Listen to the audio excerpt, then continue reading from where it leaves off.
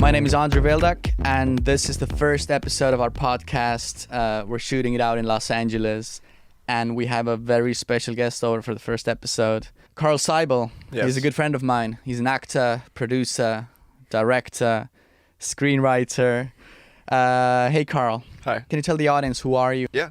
So my name's Carl. I'm from Chicago. I'm actually from Oak Lawn. It's a suburb on the southwest side. And I grew up there after moving from Des Plaines. Went to Oak Lawn Community High School. And then for undergrad, I went to Institute of the Arts Barcelona with you. Which we'll talk about. Yeah. For acting school. And then I recently just finished my master's at Art Center College of Design for film. And now you're based in Los Angeles. Yeah, I'm based in Los Angeles. Have been since July 2021. I want to take you back to the very beginning. I want to take you back to your childhood. Okay. Because, I think people who know what they want to do in life are some of the most luckiest, because there are so many people who are, wandering around without having that clear purpose. But I know you discovered what you want to do at a young age. Yes. So can you take us back to your childhood and tell me where it all started and what inspired you to pursue acting? Of course. So of course, we all love films, but when I was a kid, I would watch Saving Private Ryan and Braveheart, when I was really young, which are very violent movies. So having that much exposure at say 5 or 6 years old, when I saw stuff like that was so in your face and violent, I just stole my mom's camcorder out of the closet and just went outside and just wanted to recreate all that stuff. So that's where everything started for me. That was the first spark of my passion. And it wasn't just reenacting it, but I wanted to get it on film as well. So that was where it started, really. So it was just playing around with the camera. Yeah, I would have my friends over and I'd be like, yeah, let's make movies, guys, and stuff like that. And nothing, unfortunately, I never actually made a film beginning to end, which is it's bad because when it comes to Steven Spielberg, for example, he actually did make films when he was really young, complete projects. But me, it was just press record. Oh, okay, now it's. So you're a bit behind in that sense. Yeah, I was behind. I didn't have a person a guidance that told me at that moment no, you should actually you should make something beginning to end and not just mess around, basically. Yeah. I wasn't. Whether it was I wasn't intelligent enough or like I said, I didn't have a person that knew about film to guide me. And when it comes to Steven Spielberg, in The Fabelmans, his dad, gave him a roadmap and explained to him everything that goes into it. Yeah, I see. But I guess everybody's journey is eventually different. And, yeah, of course. Yeah. Life's long enough, so you have time to do all of that and still find your path. Yeah. In that sense. I just wish I had a film to show from when I was 7 or 8 years old, So do you still have that footage somewhere? It's probably somewhere in my garage at home, but I don't really know. It's somewhere, but it's probably just only bits and pieces, because another thing was that I recorded over. I wasn't smart enough when I was a kid to ask my mom to buy more tapes. So I just keep recording over. So I lost the first footage right off the bat. To be honest, that's the way I started as well. I had a camcorder as well, and I was playing around with it, and it was always recording over the one you shot the day before. Yeah. So it's so sad to think about now. I guess nowadays I imagine when people get into making films, there is unlimited amount of memory that you can store. Yeah. Not even storing it, but compared to now, I upload everything on YouTube and Vimeo, so it's always there. There's no recording over anymore. Yeah, exactly. And it's been that way for ever since I really got serious. But back then, no, it was all just me re-recording over all the stuff I made before. Yeah, good times though. Yeah. It was very fun. But what was your first acting role? My first acting role was in middle school at Simmons Middle School in Oak Lawn. Funnily enough, I was on the video crew, which was for that play. We made a behind the scenes film about the making, the rehearsal process and stuff like that. So I wasn't even in the actual play. Oh, but you were in the video. Yeah. And I was working the camera and being like the narrator of the video. So the first time I ever acted, it was actually on film. Was that a role, or was that just kind of presenting? It was a role because it was kind of like meta. They showed the video before each performance. Mm-hmm. So yeah, it was part of the thing. Mm-hmm. And how old were you? I think I was 11 or 12, maybe. Mm-hmm. And was that 6th grade? How old you are in 6th grade? I can't. Yeah, I wouldn't know. My brain doesn't process that quick. Yeah, me neither. So, but would you say that was already a moment where you knew you wanted to do acting as a career? Yeah, because it was like when you go into middle school, that's like when the first clubs thing happens, Mm-hmm. and it happens in high school even more so. And in middle school, I was like, what am I gonna do? Well, I'm not gonna do sports because at that point I was short. So like I'm short and skinny. So there's no sport like that would be the best for me. Maybe soccer. I don't know. And I didn't want to do any academic things because I'm going to be in school anyway, and I don't want to do an academic club. True. So I was like, yeah, I'll act because that's what I did. Mm-hmm. When I was younger, I'd record stuff and reenact stuff. And I like to play. So did you join a theater club at your school? Yeah, it was the drama club, mm-hmm. Simmons Middle School Drama Club. You went to that club until the end of high school? Yeah, so it went through middle school, and then in high school it was Oaklawn Community High School Drama Club. Okay. And I did speech as well. So they were two different things because the middle school is separate from the high school. Mm-hmm. I know it might be different.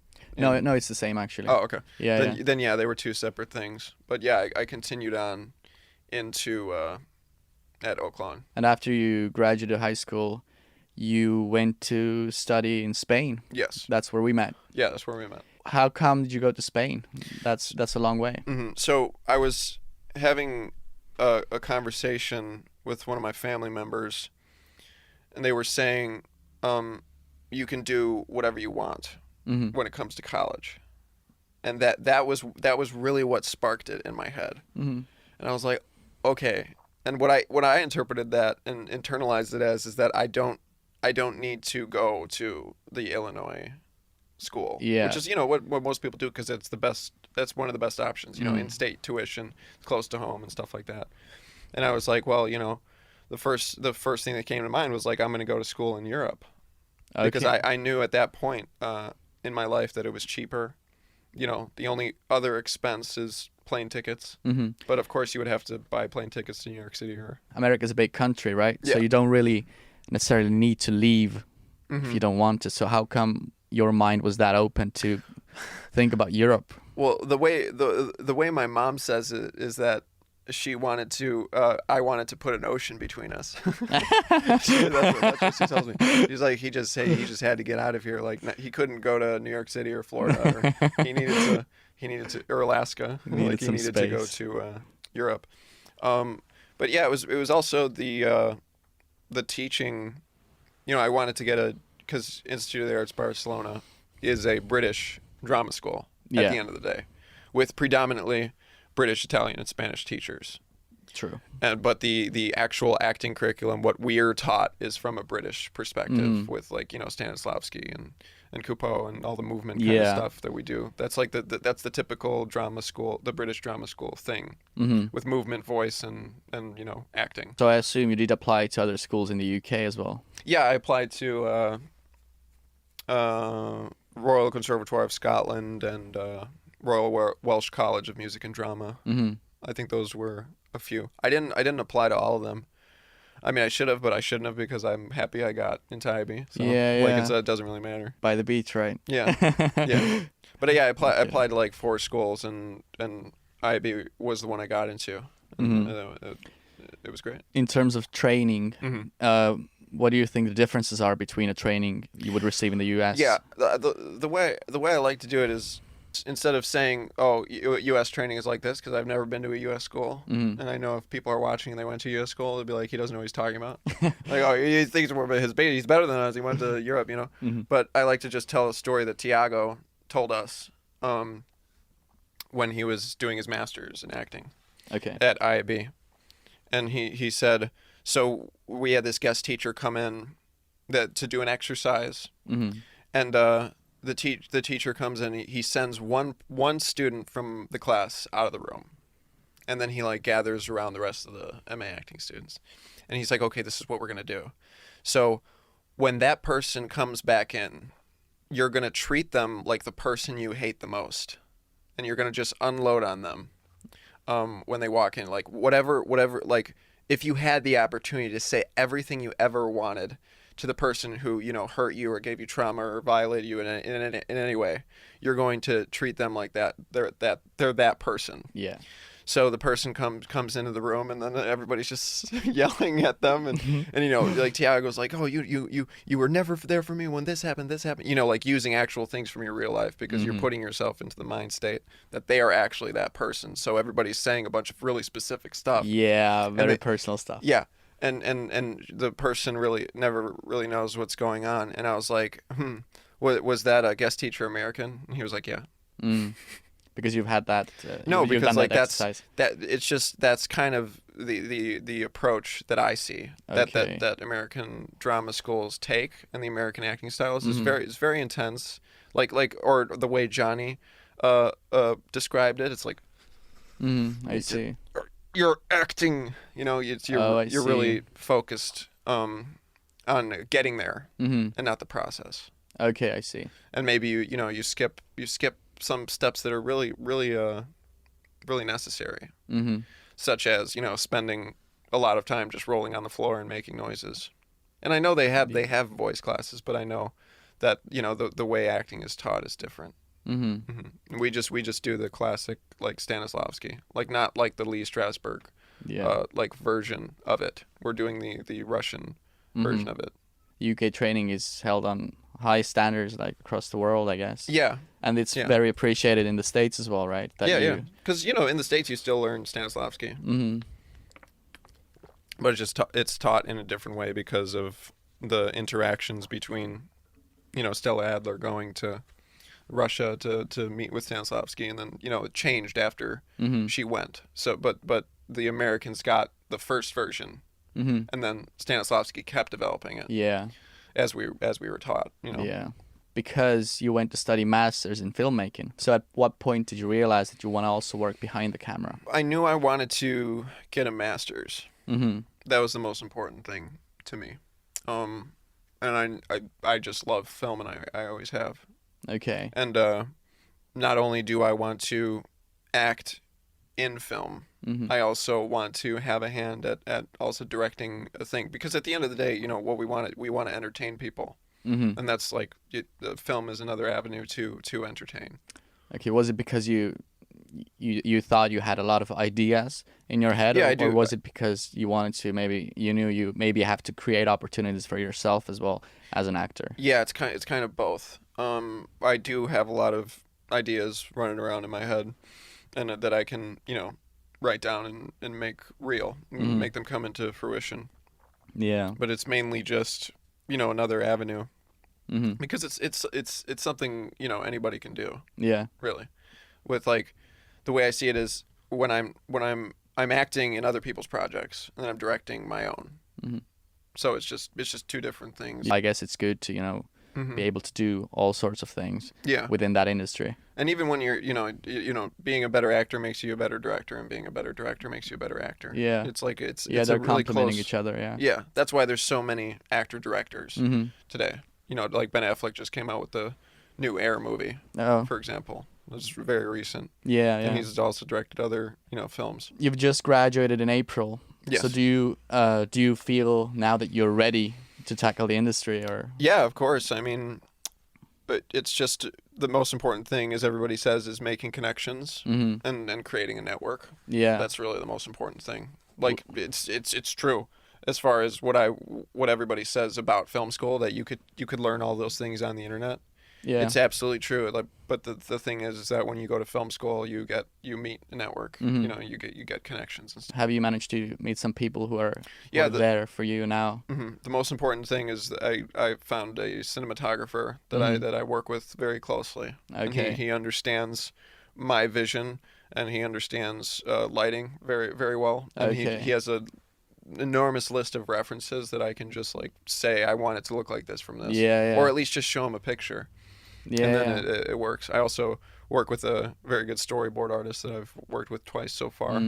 So, and she understands what, because I have a vision. I dictate it. I say, this is what I think, this is what I want, and then she writes it down, and I'm just like, well, that's what I saw in my head. Yeah. That's the most, that's one of the most important things. Yeah, that's a valuable connection right there. Yeah, and Quentin Tarantino says your job is to have a vision. Yeah, and then you have other people around you that help you. Yeah, that execute it. Yeah. Now let's move on to your projects that you've been working on. Two for the Wild. What is that?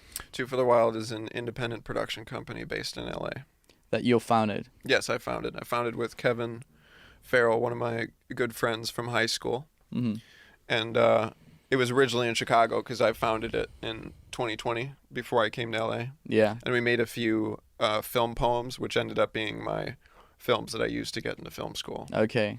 And then moved it to LA because I moved to LA. And it's like me, Kevin, David, Rita, and basically Michael.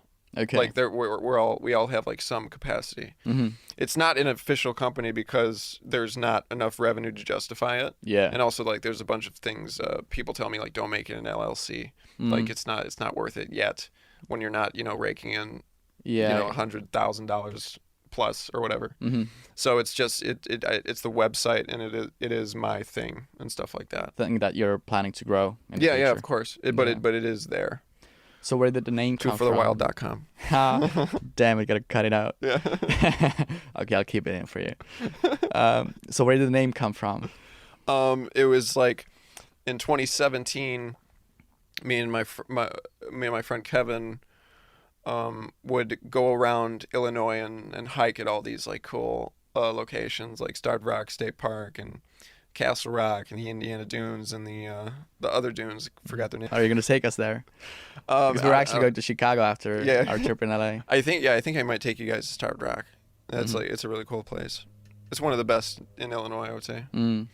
So we did that a lot in 2017, like right before I went to drama school, because at that point, I graduated from high school in 2016. We really started to hang out and connect after high school was done because I was so busy with drama. Like I barely had any time, and that's when we really became best friends. Oh, I see. So Two for the Wild just means two people hiking together in the wilderness. So Two for the Wild. I see. I mean, it was originally For the Wild, but like we're doing this for the wild, or whatever. Yeah, the wild meaning not only the wilderness, but just like wild in every single sense. It was For the Wild, but there was like a blog named For the Wild, so we couldn't do it. So I did two for the Wild. Original. There you go. Yeah. No, I love the name. Love the name. I think it's gonna make waves in the future.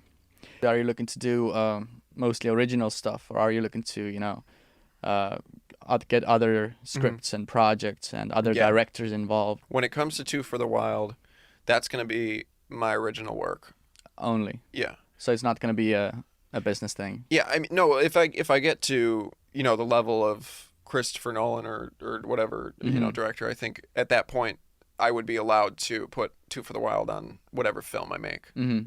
But at this point, if I'm assigned, I do an assignment. Yeah. They ask me to direct something. I probably can't put Two for the Wild on it. Yeah. So that probably won't happen for a while. Happen for the Wild? Yes, it will happen for the Wild. Everything's for the Wild. And one of your most recent projects, Bugs' Bunny. Yeah. So that was the last film you made?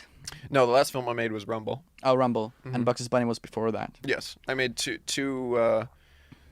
films in film school. But those two were like big and had, actual set and sound recordist and stuff like that and cinematographer. Yeah, the reason I'm mentioning Bugs' Bunny is because you've told me that Bugs' Bunny was the film that eventually taught you the most so far. Yeah, I mean, I had the script. I or at least I was told that it was a good script. So I knew I had a good script. And I was confident in my own ability to just execute the film and make it. The things I really learned was like how to structure. It's like really boring stuff to like structure my shot list better. I learned more because it's this thing you have to practice. Is directing actors. It's just like acting. Like you have to keep doing it to get better at it. Mm-hmm. Like on that project in particular, I think I could have done better. I think I was still worrying too much about the shot and stuff like that. Yeah. You know, in a perfect world, the director just like checks with the cinematographer, and then you just like go straight to the actors. Mm-hmm. It's like, okay, so what are we gonna do here? This is you. This is you doing this, and you walk away. You know, depending on what they are most receptive to. And that was the first film where you had a bigger crew. Yeah, or you had to it was still a yourself? small crew. It was only 3 people. Okay. Cinematographer, sound recordist, and me. Uh-huh. But that's all it needed. If you watch it, you know, I look at short films and I see, this, and then it's like 40 people worked on it, and I'm like, dude, what? Mm-hmm. How was I able to do? Like, is that me being amazing, or is that just I was able to do it because of the script, you know? Mm-hmm. So. Yeah, it was even for Bugs' Bunny. It was a very small amount of people. I guess you can do it all on your own, but of course, if you have the means and the possibilities, then of course, like get more people involved, and so you can focus solely on directing in that case, right? Yeah. That's where a lot of those people would come in. But I've also been on like sets where there's like just so many people. I'm like, what is everybody doing? Yeah. Like, I can't even. That's like, you know, that's a Hollywood meme as well. It's like most of the time you're just waiting around smoking cigarettes. It's like you're not even working most of the time. It's like a few moments of action, and then that's it. And the same thing happened in film school. Yeah. I'm like, dude, if I had this many people on my set, I'd have a panic attack. Yeah. I wouldn't know what to do. You're like, everybody, shut up! You know, like, just exactly. Like lose it.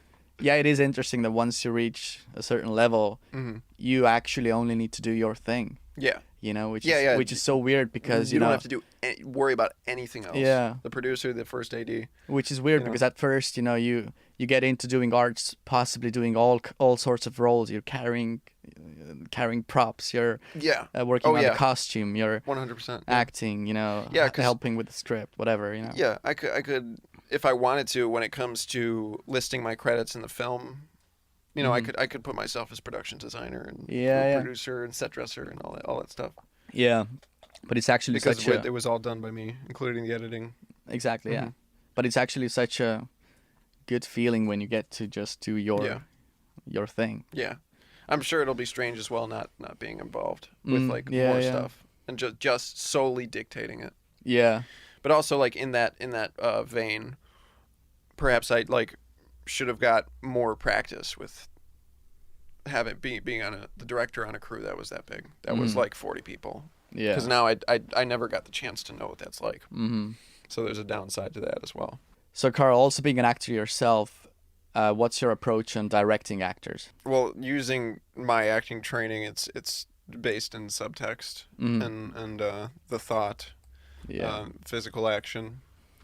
That's whenever I direct. That's what I always do.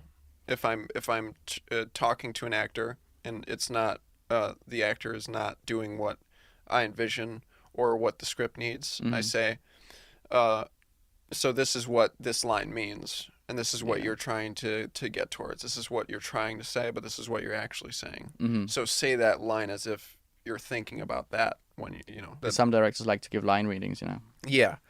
No, I don't really do that. I don't really give line reads because... But do you think sometimes it would be necessary? Let's say the actor just doesn't get there, but there's a very specific way you need it to be said for the story to go forward. Well, I would tell them what words to stress. Okay. I think, and so that's as far as you would go. Yeah, I think the line would come naturally hopefully the line would come naturally. Like it's like a last case scenario. Tight budget and the studio time is running out. Yeah. Just say it like this.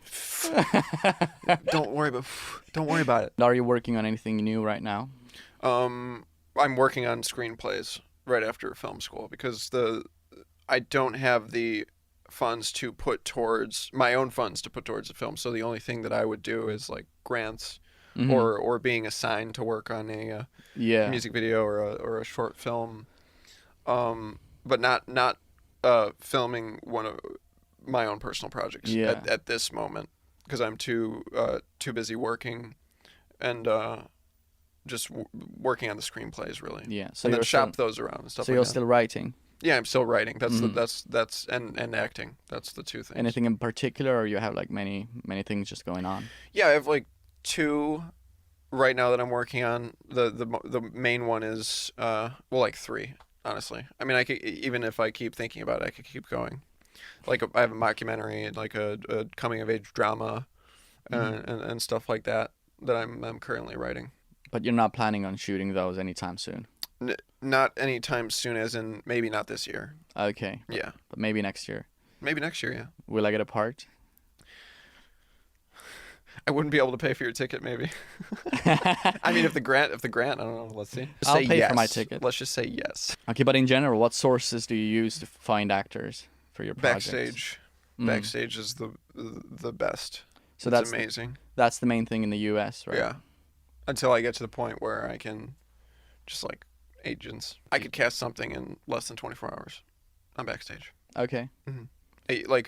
It's saved me so much time, and this is sponsored by but it's saved me so much time, because you put up the listing and literally in an hour you have like 40 submissions. Yeah, that's actually it's heartbreaking to hear. Why?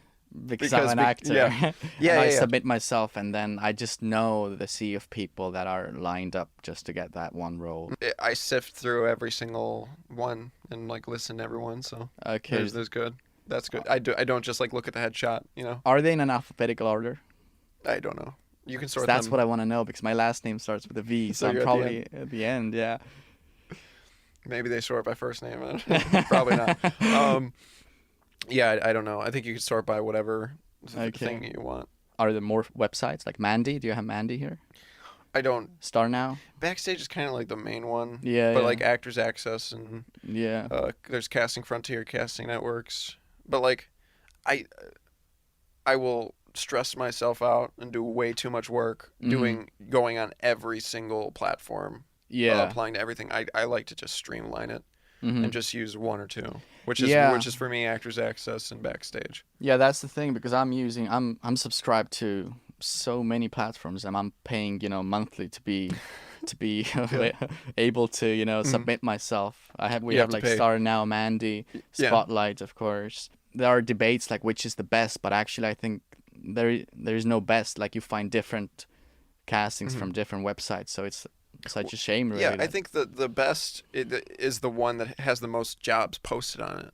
I guess that's what the best is. It's not like what gets you cast the most, or or what has the most highest paying jobs. It's like what has the most jobs. Yeah, I think like actors should gravitate towards which of these sites has the most listings that at any given time of the day you can go on and apply to multiple shorts or whatever. Maybe there's an audience member who would like to produce their own films. So where should they start? Of course, start with the idea. Talk to people about it. Tell people about it. And this is the stage where most people stop. Yeah. That's it. They're like, oh, I have this really cool idea. They like go to a party and they get drunk and they they're like, yeah, this is my idea, and everybody's like, dude, that's fucking amazing. You should make that. You should make that. And then like the next morning they wake up and they just go to work. No execution. Yeah. Yeah. I think the best way is once you have that idea, don't focus on making it. Do not focus on making it. Don't focus on trying to win awards before it's even a script.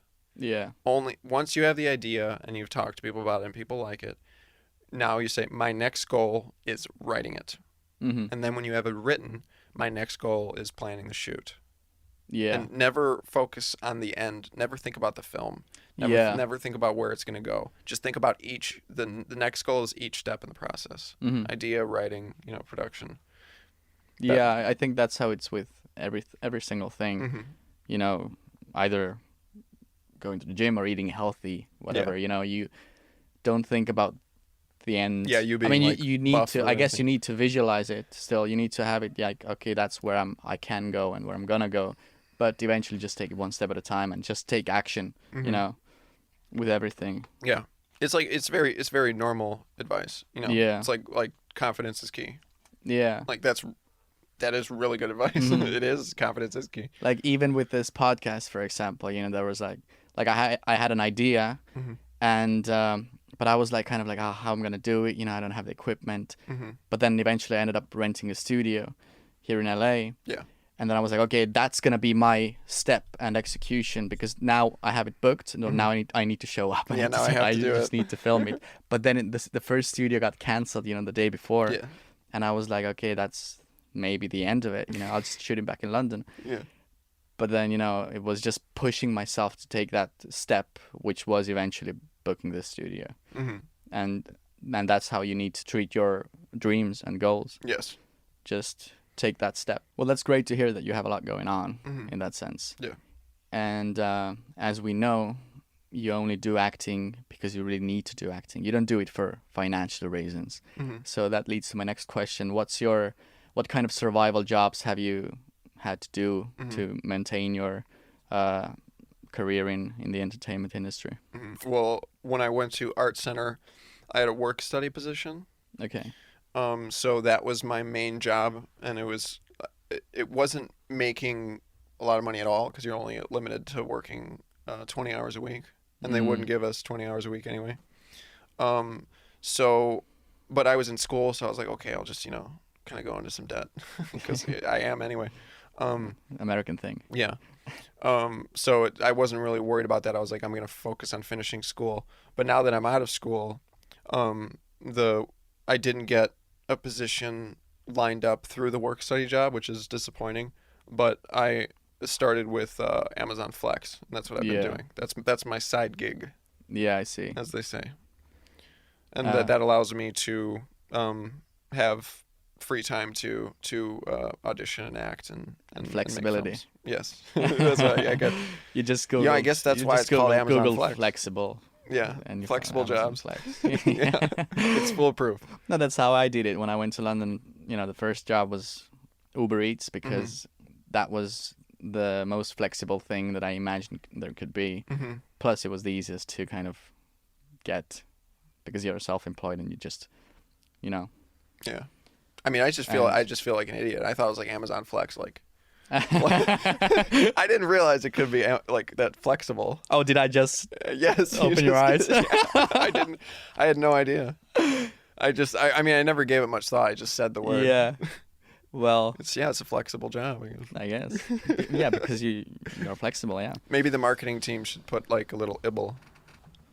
What's that? On the ibble, flexible. Oh, so people know it. Or like on the main page, like this is Amazon Flex is flexible. Like so they actually connect like Victoria's Secret.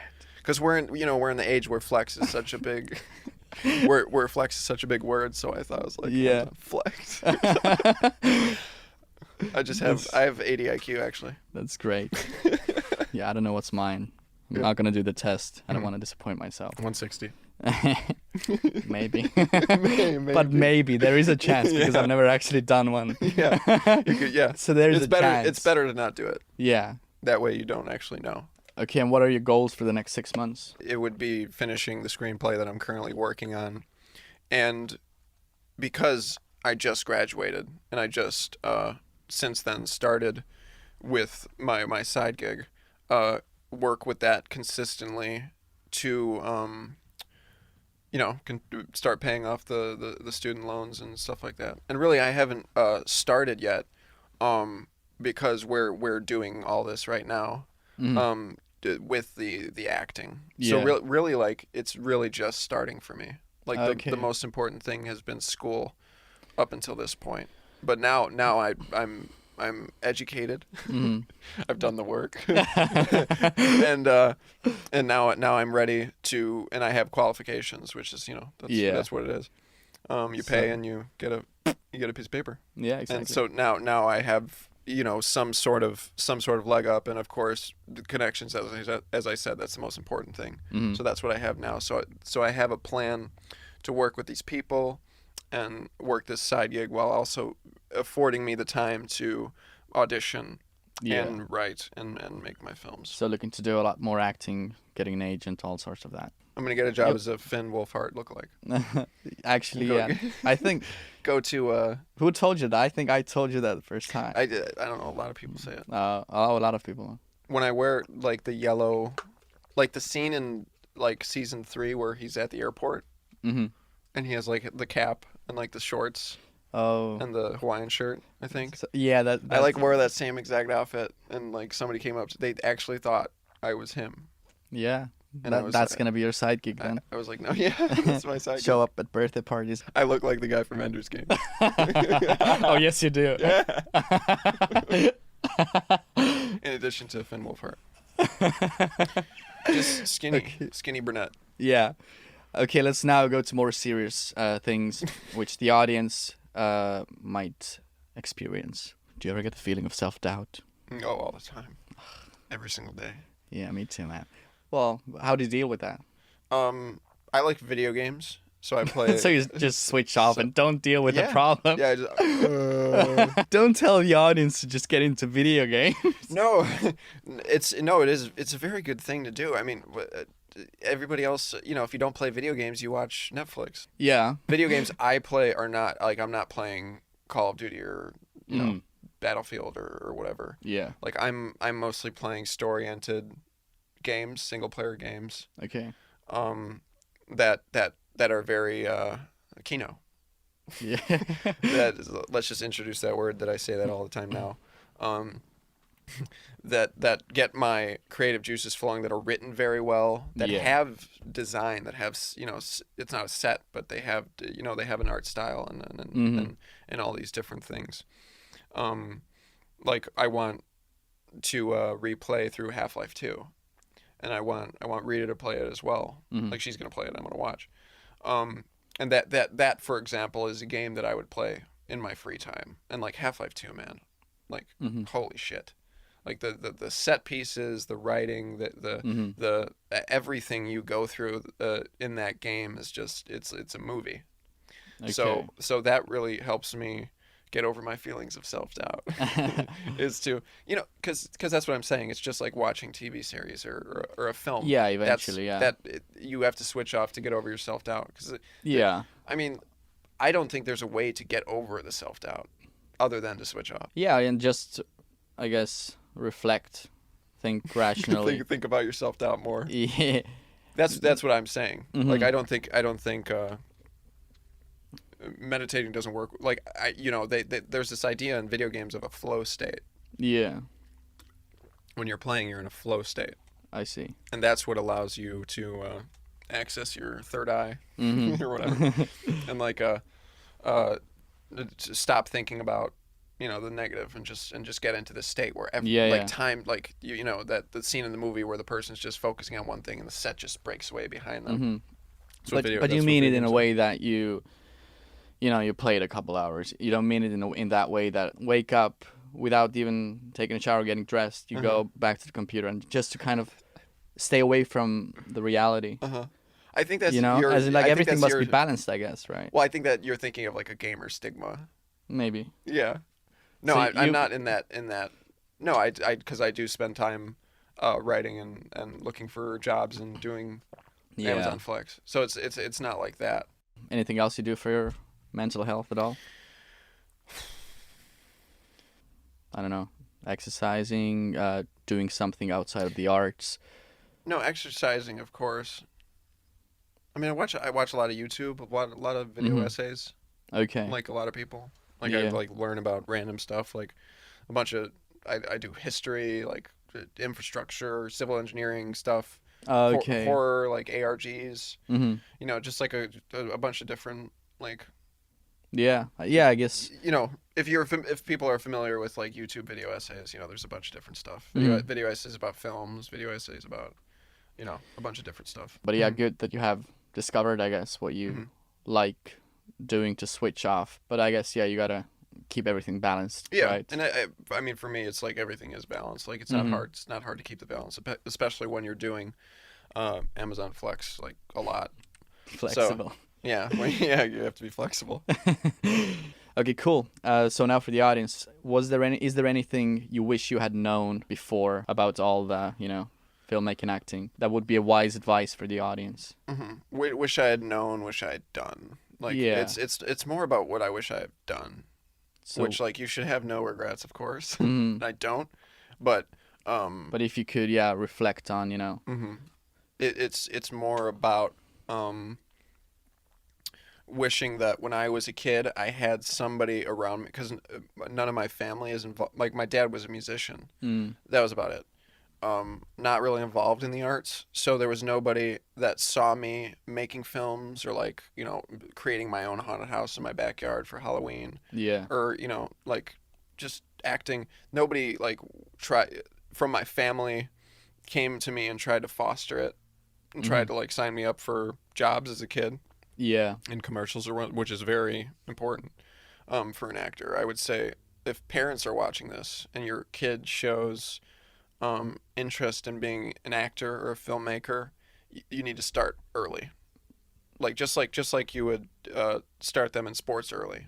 It's the same concept. Like, bring them to an acting class, see if they like it. And if they do, like, then, you know, of course, don't force them to, like, oh, I want my kid to be an actor. Actually, before he even knows what he's doing, he's like, his real life is like a set. Actually, that's kind of bad. There are a lot of parents who, you know, who want their kid to be a famous actor, and they. Yeah, I wouldn't necessarily agree with that. Yeah, because they're banking on them or whatever. Yeah. Yeah, it's kind of course, fun. I guess the kid eventually, you know, this kid likes is not only gonna be like who I love, like, he's gonna make us money. like this is a financial venture. Yeah. And true, the financial aspect. Like, I went to an acting class, you know, since I was 13 or something. But I wish I had known you should try to find acting work as well, because that's eventually what's building it up. Because you, like, when you're a kid, everyone's so much nicer to you. Yeah. They're so much nicer. Like, you send, like, this is one of my friends actually did this. He told me, like, he sent a video of him reading a poem to an agency. Oh. And I think that's the full story. Yeah. And that's what got him his first agent when he was a younger kid. And I'm just like, dude, that's amazing. Yeah, that's funny. Holy shit. I actually just saw like I wish I did that. Like, a few weeks ago, I saw on Twitter a guy, like, middle-aged guy, who was walking on a construction site, and he was videotaping himself saying a poem, and the caption was like, "Thank God I sent it to Shaheen Bey, who was like the biggest casting director in the UK, like 2 years ago, because now I'm doing my first, like, big TV credit." Literally, like, things like that, because, you know, casting directors, they don't want you don't need to send them anything professional. Just show them how you express yourself. It doesn't need to be well filmed, lit. It doesn't need to sound well. Yeah. Just show them something. That would be something I wish I knew as well. Like, to send things. Not like, you know, it's different when you're out of drama school and you're sending stuff now. That's different than sending stuff when you're a kid or just stuff that's like, hey, like, I'm an actor or whatever. Yeah. Not like seeking representation. It's a different, because, you know, people get millions of those things when it's like, I'm an actor, just moved to LA, I'm seeking representation. It's different when it's, you know, a kid sending a video of a poem. Yeah, true. We do need to wrap this up soon because we're running out of time, but I just want to take it back. How is the industry in Chicago? From what I saw and experienced when I was there right after drama school, and I always understood it, and this is not knocking the industry in Chicago at all.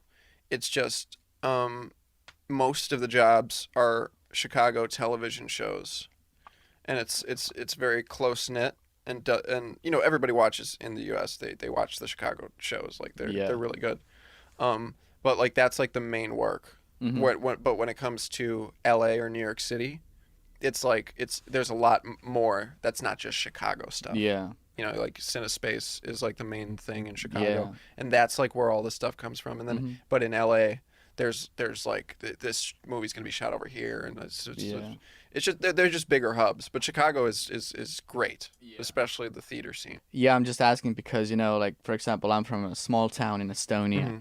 So I cannot blame my parents for not sending stuff out because is that what you think I was doing? Because I was blaming my parents. In a sense that. No, I don't think that's why I brought that up. It's like, what I wish that would happen is they that had done my mom fostered my. You know, I wish she understood. No, yeah, but in that sense that, you know, in Estonia there's no one to send stuff to because there is a very small industry. Whereas like I imagine that if you're from LA or NY or London, then that's kind of more logical thing to do. Yeah. You know, I imagine that if your kid goes to a drama class in one of those major cities, then that's what the parents maybe are gonna do. I don't know. We need to have a guest over from one of those places. It also might seem like parents that aren't involved in the entertainment industry are kind of naive in that sense, because they might see you going to an acting class and they might not think that that's what you want to do as a career. Yeah. And you have to like break the news. You have to like come out. Like, and then like tell them like no mom, like I'm doing or dad that I'm doing this because like that's what I want to do as a job. Yeah. And then they're like, oh, I should have sent the video to the agency.